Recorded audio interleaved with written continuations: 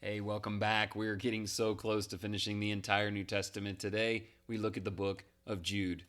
Jude writes to believers with the original intent of encouraging them in their shared salvation, but he shifts his focus to urge them to contend for the faith.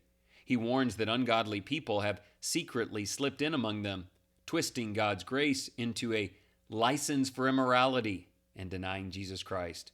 Jude reminds readers of past judgments on those who reject God, including the Israelites in the wilderness, rebellious angels, and the cities of Sodom and Gomorrah.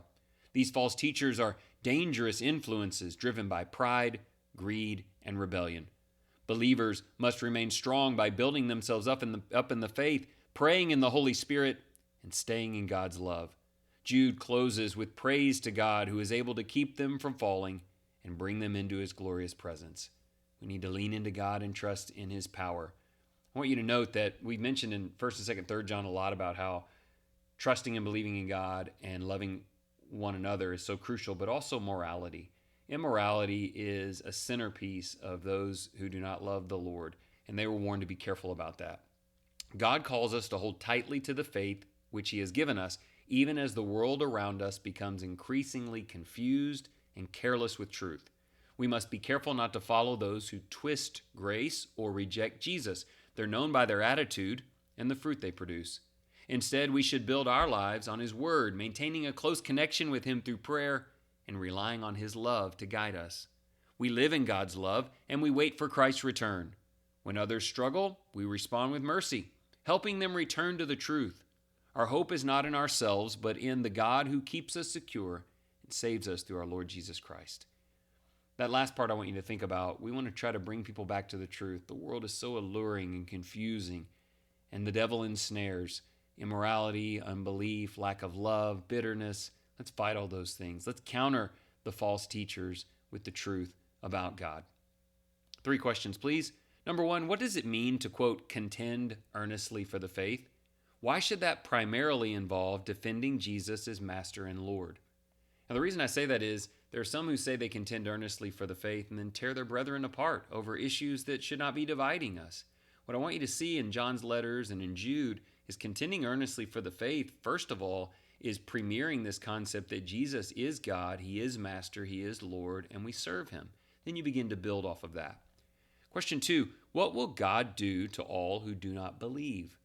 What are the errors of Cain, Balaam, and Korah that often lead to rampant disobedience? What will God do to unbelievers? And when we get into the pitfalls of Cain and Balaam and Korah listed in the letter, what are some of the things that happen in us that spurs unbelief and disobedience? There's things there like jealousy and envy, and we got to make sure to move those things out of our hearts. Question 3, when was the last time you snatched someone from the fire? How vital is mercy toward others and efforts made to restore and help them?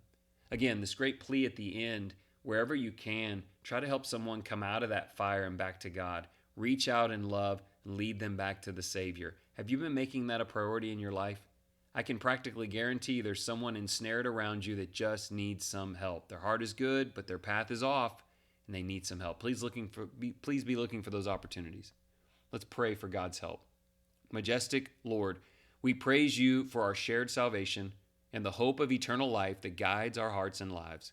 Strengthen us to defend the gospel message wherever you lead us. So many have denied your worthy authority in their lives. Help us recognize the foolishness of Cain, Balaam, and Korah, and instead choose to humbly follow the Lord Jesus Christ. Please block the false teachers and deceitful workers who hinder the good work you have for us to accomplish.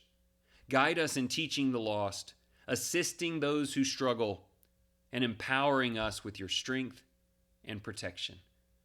Pray for God's strength and protection, but with a purpose. Strengthen me and protect me to work against error, to reach people. Look around. God's ready to use you even today. Thank you for following along.